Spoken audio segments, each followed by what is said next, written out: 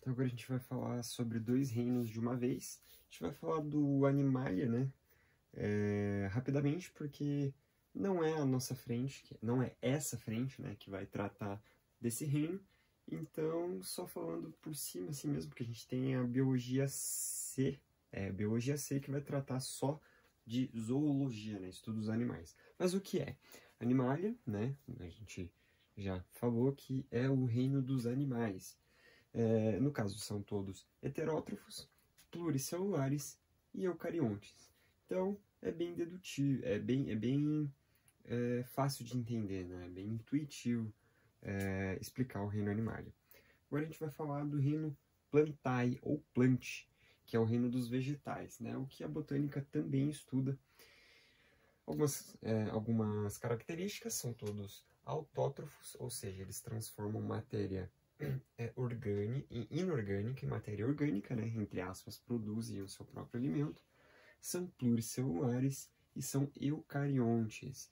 Então, algumas características, a gente vai ter neles a celulose. Celulose é a parede celular, é um tipo diferente de parede celular que é formada por esse composto, né, chamado celulose. No caso, possui flexibilidade, proteção e trocas com o meio externo, né? A gente vai falar exatamente sobre a celulose daqui a alguns resumos, mas de início a gente pode falar que a celulose tem esse papel. Só uma curiosidade, o ser humano não digere celulose, né? E muitos animais não digerem celulose. Então por isso, né, que quando a gente ingere um milho, a gente vai ter, né, no caso, depois da digestão, a gente ainda vê a capinha da celulose, que no caso não foi digerido. Então pro milho isso é muito bom, porque caso um animal faça, né, a ingestão do milho, ele não vai ser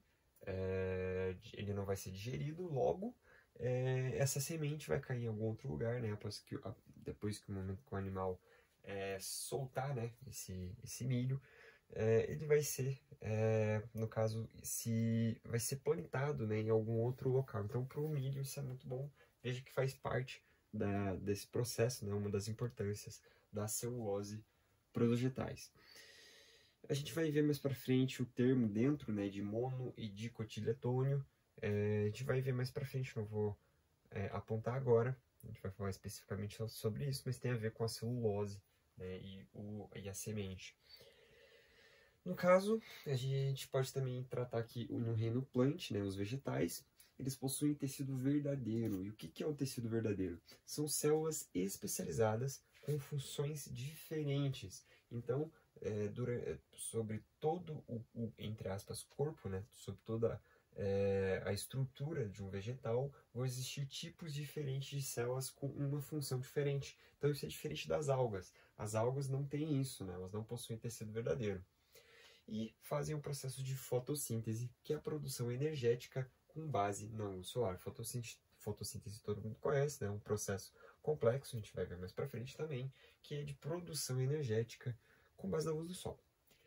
Os representantes, né? A gente tem subgrupos dentro do reino plant, que a gente vai falar nos próximos resumos. Imediatamente a gente vai começar sobre as birófitas. A gente vai falar de cada um deles, né? E da sua importância